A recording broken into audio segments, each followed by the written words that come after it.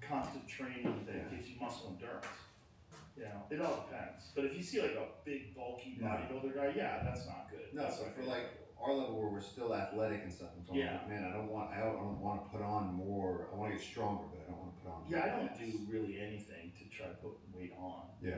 I don't lift anything heavier than 70 So pounds. just one. Yeah, they just want to look big. Yeah, I don't do anything like that. No. I don't, like I said, the heaviest thing I lift is my body weight.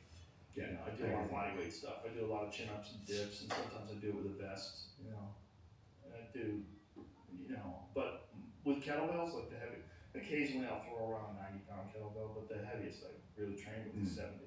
Yeah. But that's plenty. But I don't, like I said, I don't train for size. I just train for function. Strength and function, yeah. Yeah, it has to me. It's silly. If I don't have range of motion and function, like what am I doing? No, I don't. To, like, Yeah, try I'm a to martial switch artist. things, Like my whole thing is to be able to use my body. Yeah. It's not to make it look like I can use it. I'd rather be smaller and more functional than bigger and just look like a big goofy toad. Yeah, I bulk too easily. I actually try to put on. That's what I only do. Yeah. We're Italian Irish. I mean, come on. You get thick. Yeah, you get thick quick. Yeah. you gotta watch the Long pasta. line of people. Yeah. Long line of thick people. Yeah. Can I take a quick break? Yeah. We'll be right back, ladies and gentlemen. You've been murdering. Like you've been having just tons and tons of people. You do them every day? I just keep, I mean, it's not any different pace than before. Yeah. It's usually 4 a week. It's just like fitting. Like, maybe it's because I'm in the jungle for a few weeks and then I'll like come back and look and I'm like, whoa. Yeah. And like Johnny Knoxville and Matt Damon and like bang. The key is just keep going.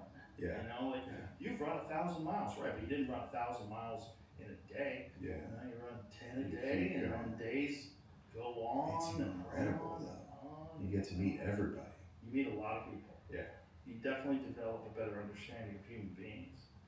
Because, you know, you're limited by the amount of human beings you interact with, your scope, your understanding of people. Yeah. The more you can talk to, the more different people, the more you get a different sense. And yeah, you're in a very unique. I mean, again, I always go back to the bee lady. Remember that? She relocates the bees. She's cool. Yeah, and then you have people like Knoxville on, and you guys are talking. I just heard you guys talking about when he got hit by the bull. I was always wondering if that was real.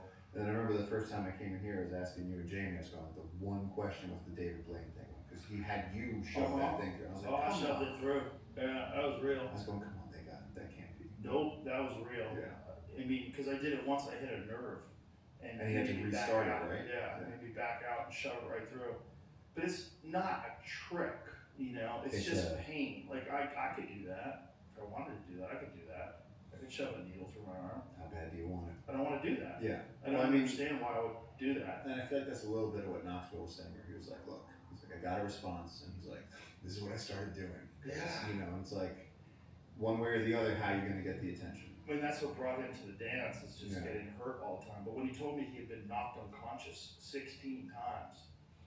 And then the last one, that's really bad. And then the last one was the bull one that he landed on his head and he was depressed for months. He had been on medication. I am very averse to head injuries, which is kind of hypocritical because I'm a combat sports commentator. You know, it's weird. And I've also been hit in the head a bunch of times. But I just think it's really fucking bad for you overall. I stopped sparring when I was in my late 20s. Really? Yeah. Kickboxing sparring? Yeah. And then I did it a little bit when I was supposed to fight Wesley Snipes. I went back and started sparring again. Did you fight Wesley Snipes? Wesley Snipes was hysterical. I was in my mid-30s. I was like, this is the last chance I get to do something like this. Yeah. And then I got contacted by Campbell McLaren, who was one of the producers of the early UFC. He's like, this is going to sound crazy. But Wesley, he was in tax problems. He wound up going to jail for tax evasion. Apparently he had some crazy guy who was telling him, you know, you don't have to pay taxes. You know, there's those guys that are what do they call them? Sovereign citizens? Is that what they call them? There's a lot of people that give really bad advice, you know. And they got in with someone like Wesley Snipes. And, you know, they tell you, like, they can't prosecute you, it's not in the Constitution. And he believed it because he didn't have access to other people? I don't know, I never talked to Wesley. I don't know, I don't have anything against him. You sure he just wasn't scared of fighting you, so he made up this whole story? No, I think Wesley also might have been embarking on a journey of cocaine. Oh, Which gives you a very distorted idea of yeah. what you can and can't do.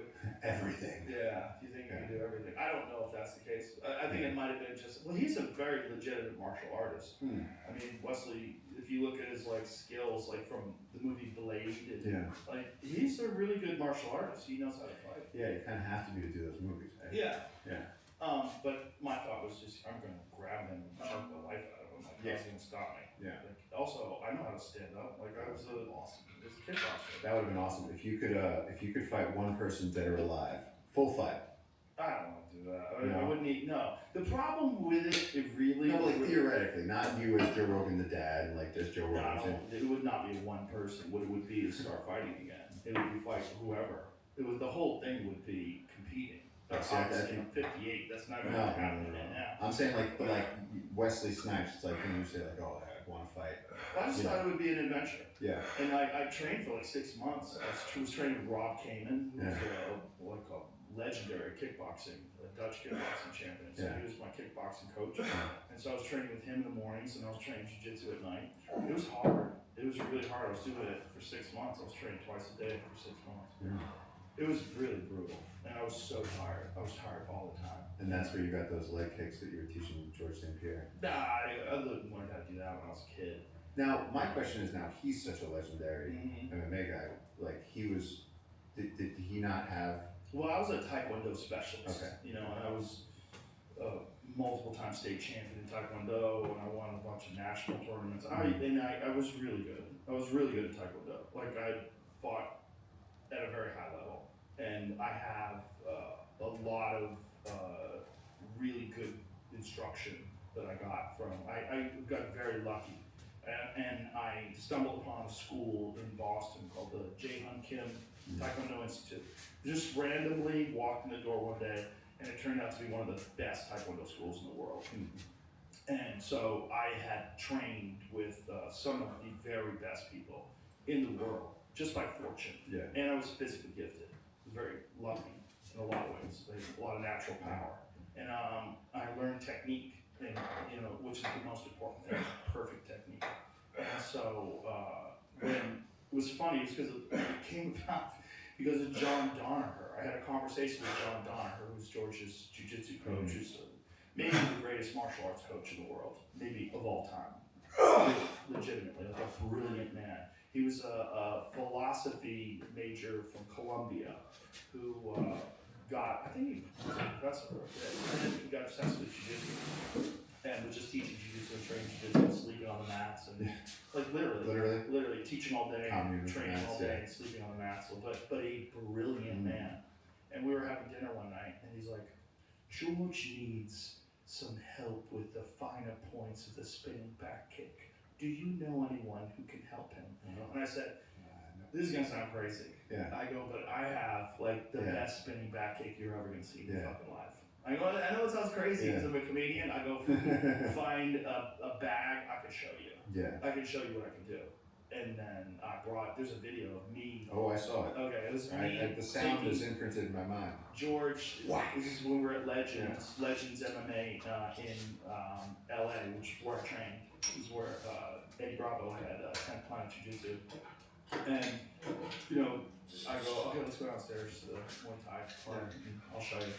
And then I kick it back, and he's like, man, can I film this now? And like, he's filming with a flip phone. It's crazy. Like, that's how long ago this was. This was probably 2005 or something like that. I had hair. And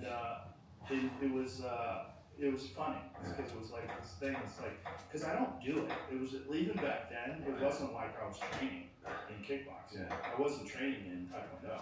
It was just, I just still had it in me. Yeah.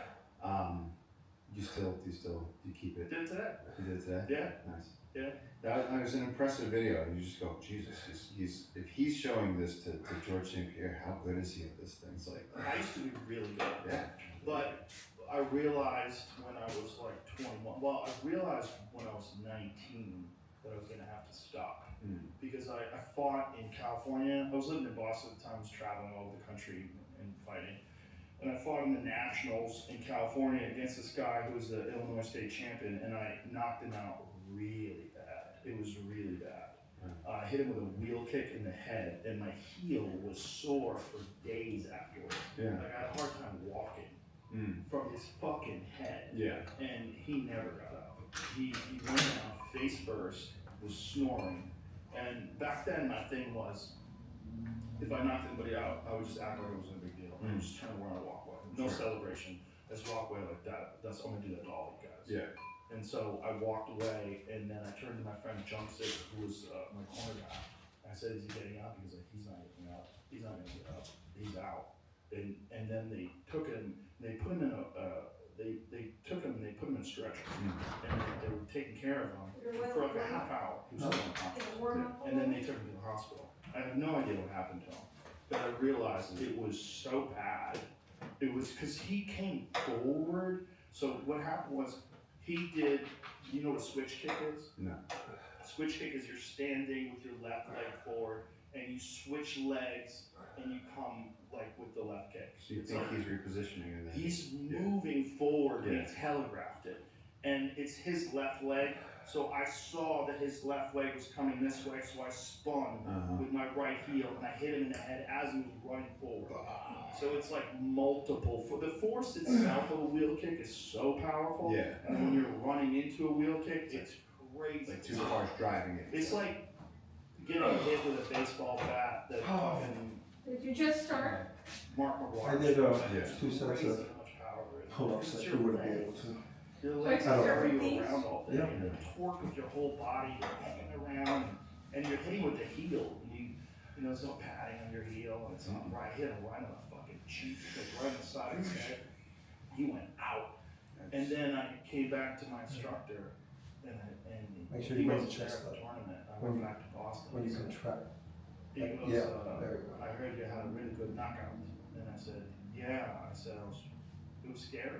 I go, I thought he was dead. He goes, sometimes they die. And then he walked away from me. And I was like, fuck, man. Yeah. Sometimes they die. I'm like, that's me. I'm like, and I had no health insurance. I was 19. I was broke. I was training for I wanted to be on the Olympic team. Yeah. That was 2 years from now. And I lost a lot of my steam at that moment. Because I was like, what am I doing? This I'm is fighting serious. for free. Yeah. I don't have any money. I have no insurance.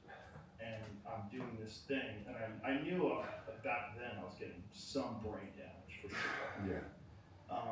And then I started kickboxing, like right after that. And then I really kind of lost my feeling for Taekwondo because I realized it was so limited. You know, that like when I was sparring with kickboxers, I was really like, man, God, my hands are so limited. So then I started working with this guy, Joe Lake, who was a boxing coach, and that's when I was doing a lot of boxing, a lot of kickboxing. And I was like, man, I'm getting my brains beat in, and I don't know why I'm doing this. And I'm like, there's no professional. It wasn't like the UFC existed at the time. Yeah. I got offered a kickboxing fight for $500, and I was like, $500. So for $500, I lose my amateur status. I can never fight in the Olympics, and there's no money in it as a professional. I'm like, what is my future? Am I going to be one? And then I'm new guys in the gym that I used to train with, like when I was 19, and then by the time I was like 21, I was seeing brain damage to these guys. Yeah. I was seeing them slurring their words, forgetting what they were saying, repeating themselves. The weird thing is they'll tell you a story, and then they'll tell you the same story, like 2 minutes later. And they're like, you just fucking told me that story. They don't remember. They don't remember anything. And now George St. Pierre is a good example of someone. I feel like he made it out of fighting before. Yes. Like he looks very healthy. He's fine. But he's a very intelligent guy. He also does a lot of things to keep his mind very active. He plays chess, Yeah.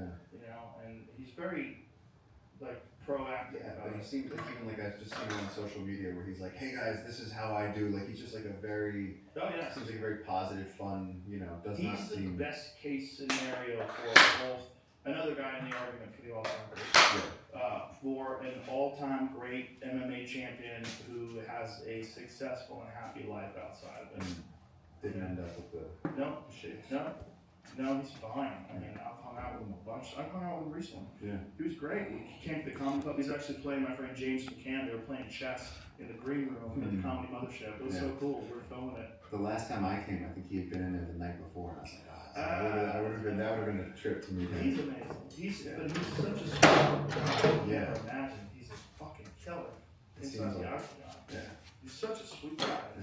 was just like for him, it was just this incredible challenge, and he was really good at it, and he just figured out a way to express himself that way, and was a legend. Like, I don't imagine that he was like big on like the trash talk before fights and everything, right? He was probably just like, look, we're just gonna. No, there was no trash talk. He was very respectful. Unless someone was disrespectful to him, and even then, it wasn't trash talk. No, he always seemed like he was cool. Yeah, he was just doing his thing. No, he was one of the best representatives of the sport of all time, if not the best. No, I like that. Never got into trouble outside the octagon. Yeah. Never, was never drunk driving or beating people up, and just a great guy. And if I would have to tell people who he is, like he was like, "Who's your friend?" I was like, "What do you think he does?" Yeah. What do you think my friend does? Yeah. And like, I don't know, he seems cool. It's like he's one of the, he's about 5'9", 5'10" maybe, and now he probably weighs 180 pounds, 185 pounds maybe. Fought at 170. He's not like a scary looking person. I'm like, that's one of the greatest fighters who's ever walked the face of the earth. I'm like, no way. I'm like, yeah.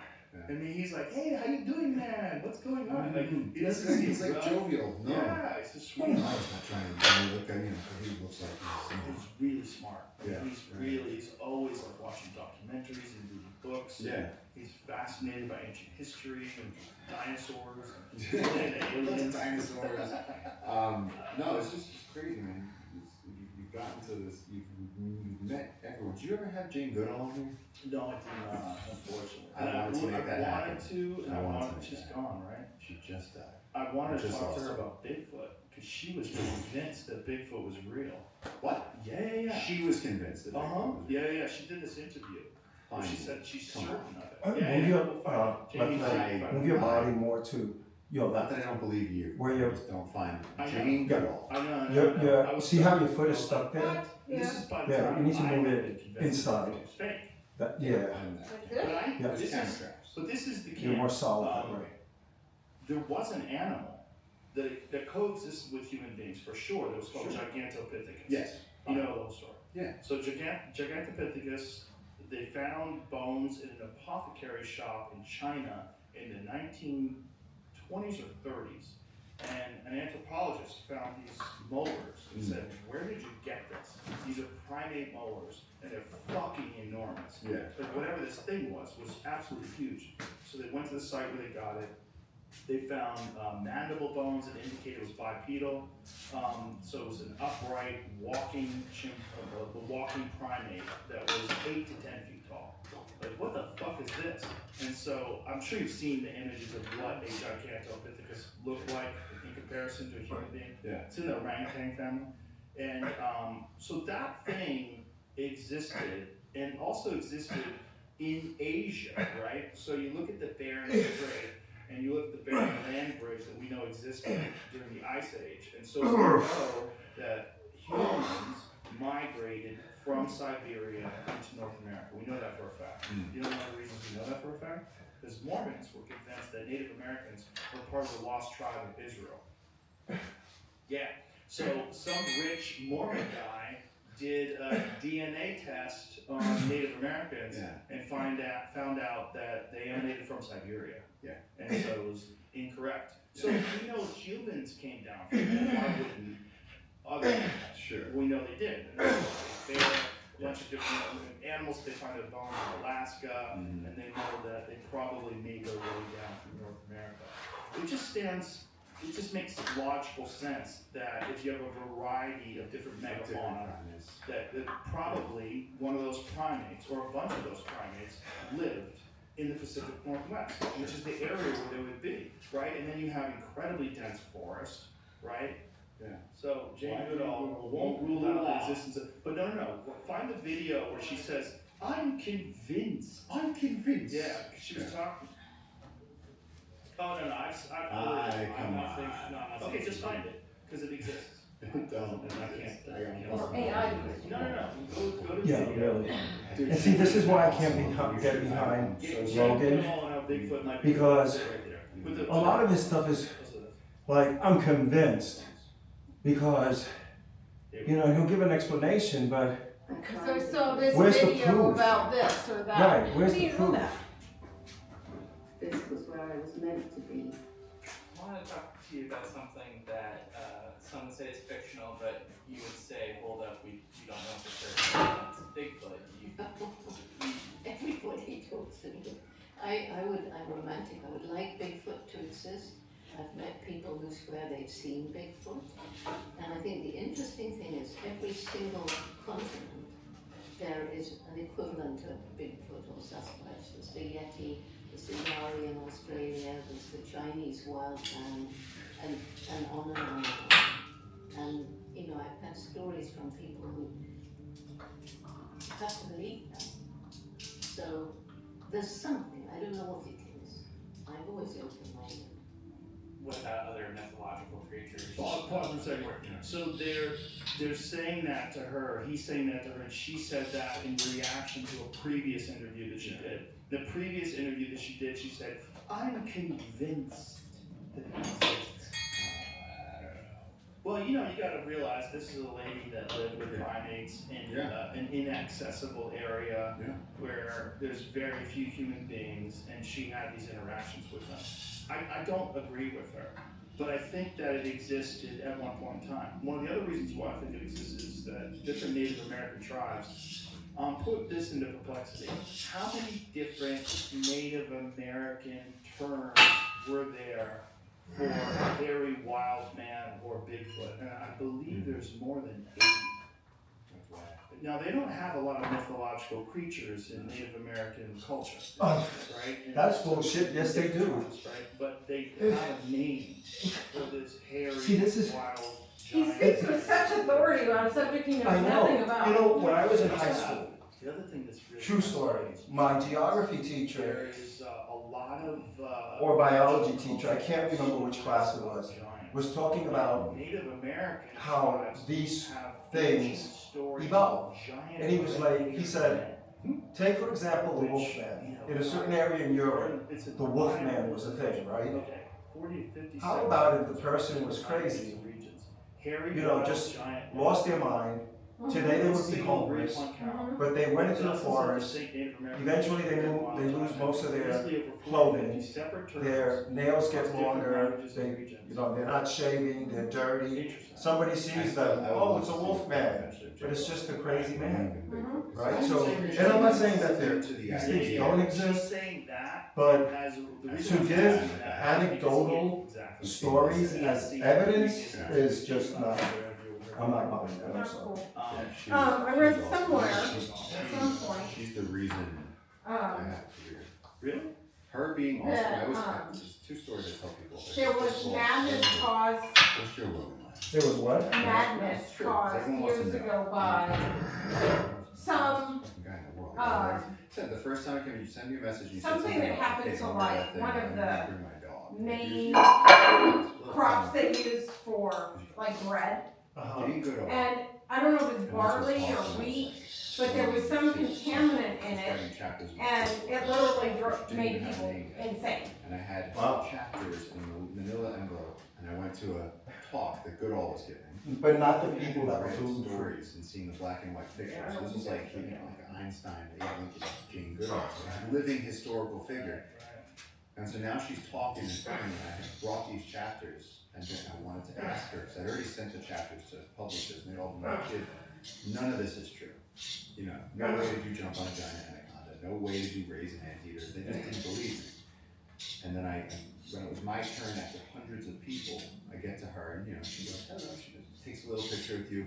And I said, "Would you read these chapters?" I said, I would love it, because Holy crap, that's hard.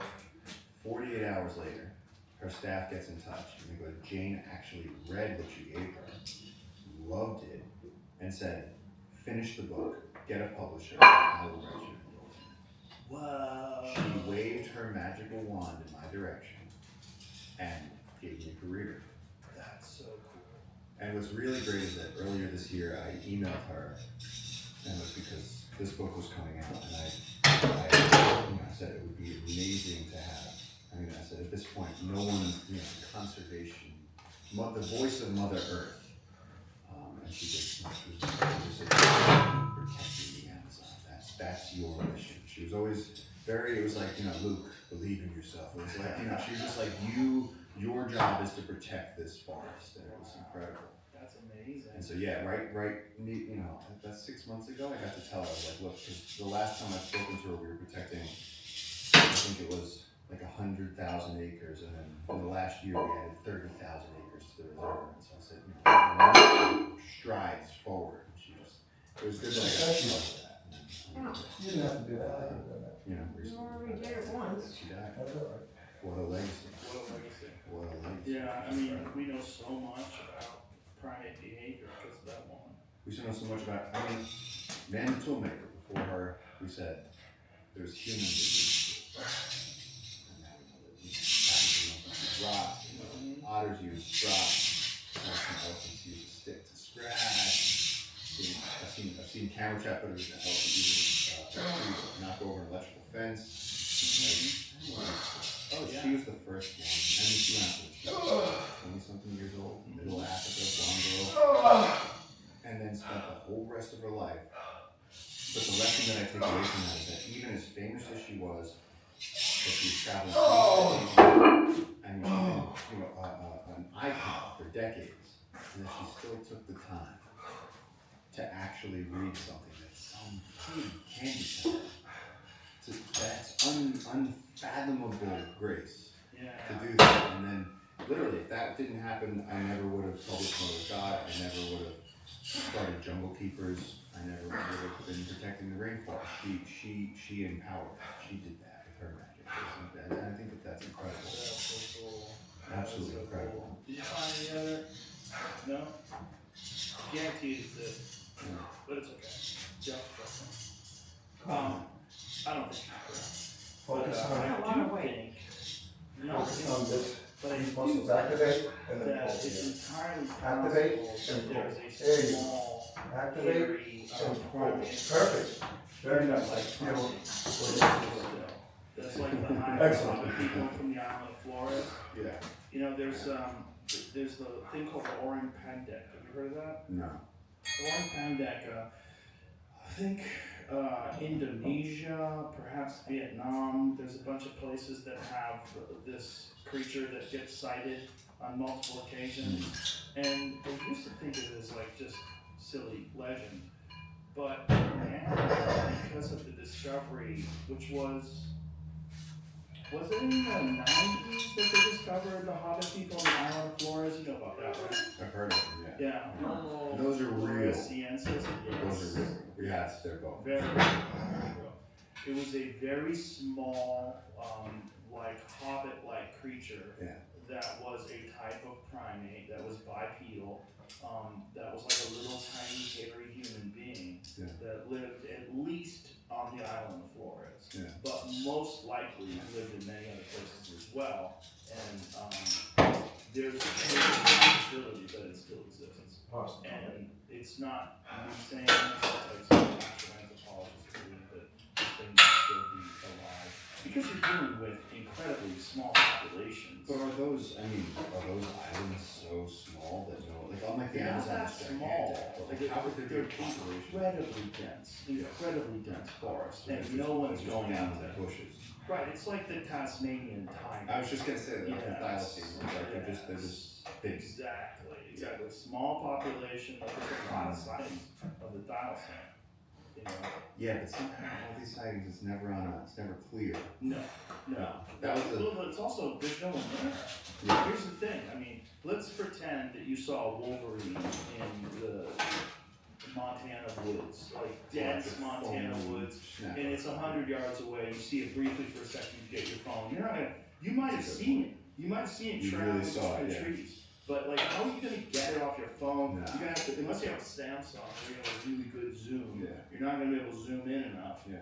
Like you have to have, like, there's only a few Yeah. phones that are good, you're not gonna get good No. footage, but we know that wolverines are real.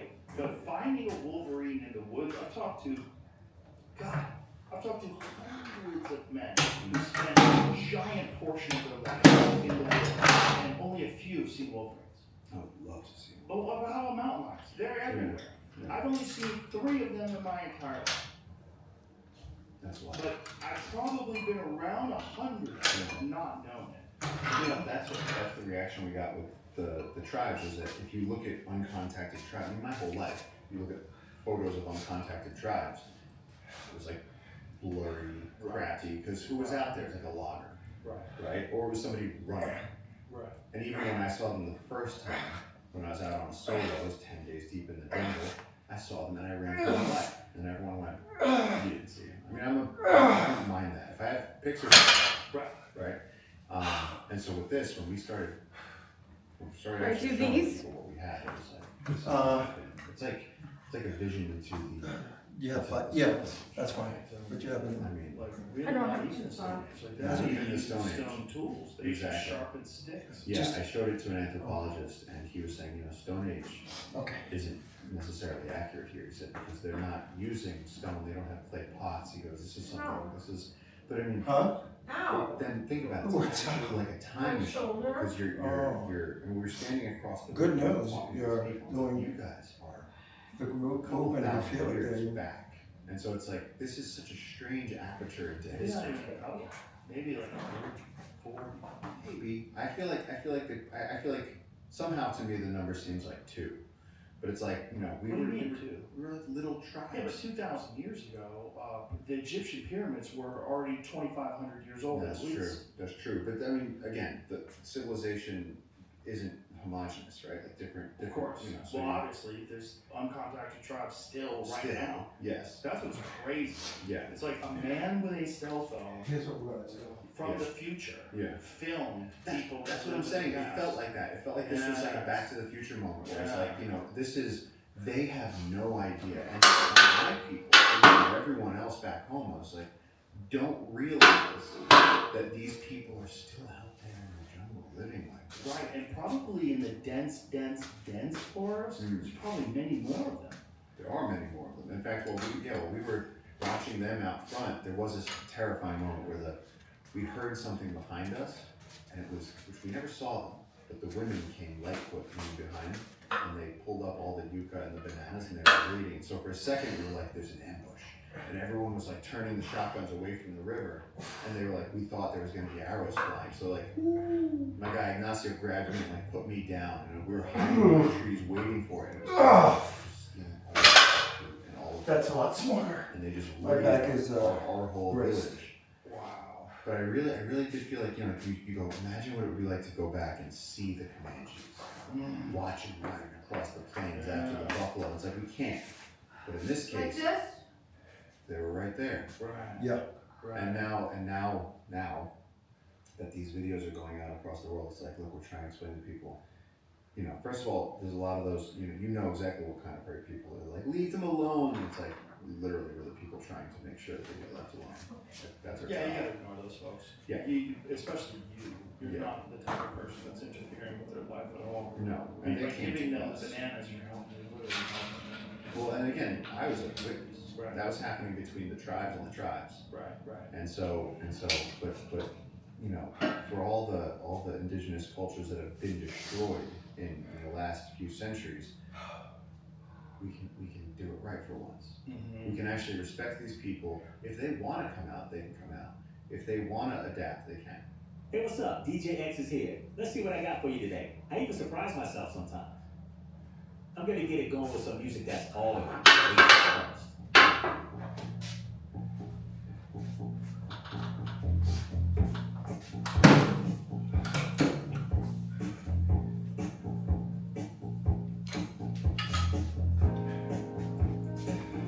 Do me a favor.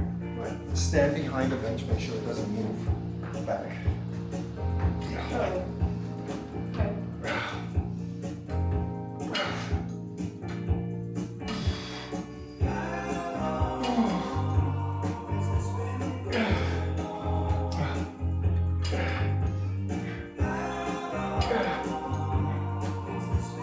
Okay.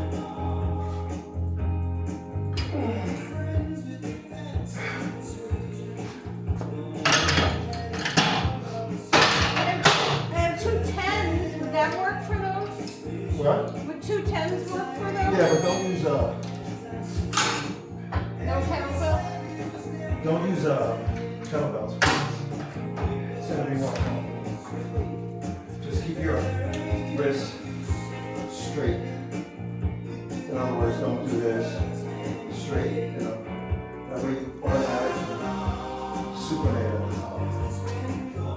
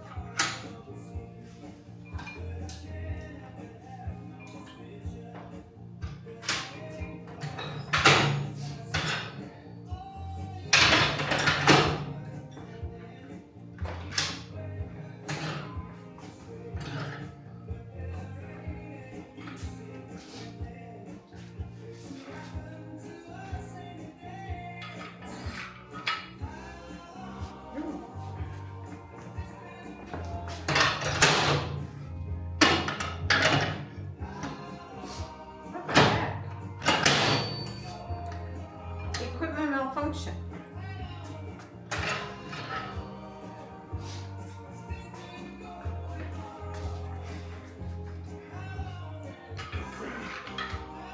Oh, come on.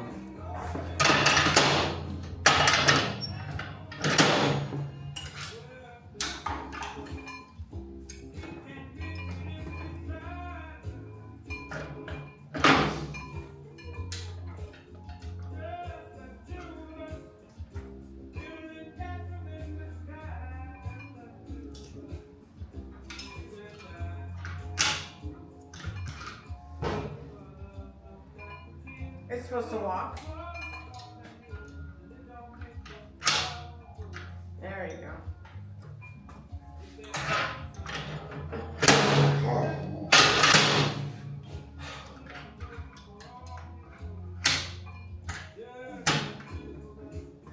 I've never had problems with this.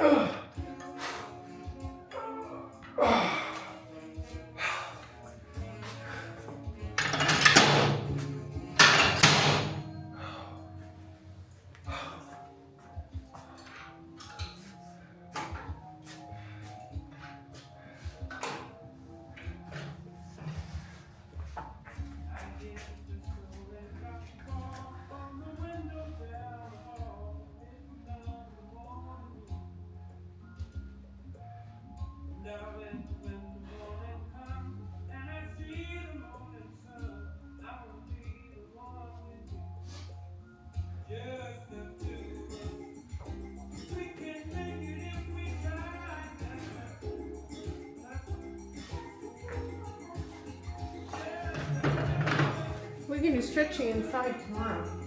Yeah. I'm not gonna be able to move the car.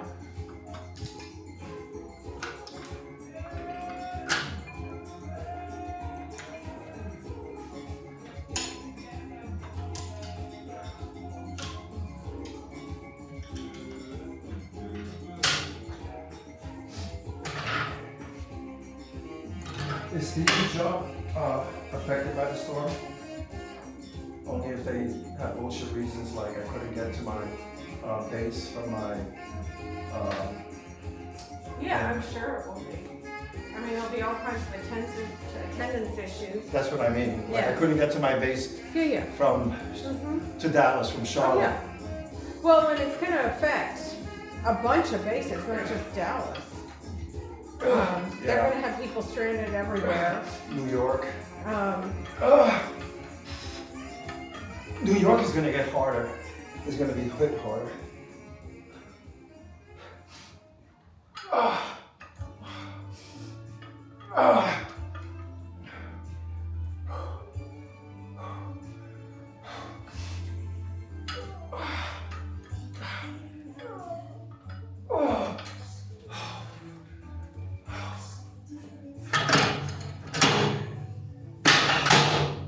I'm doing a third set of those. Yeah, it'd be nice to finish the workout.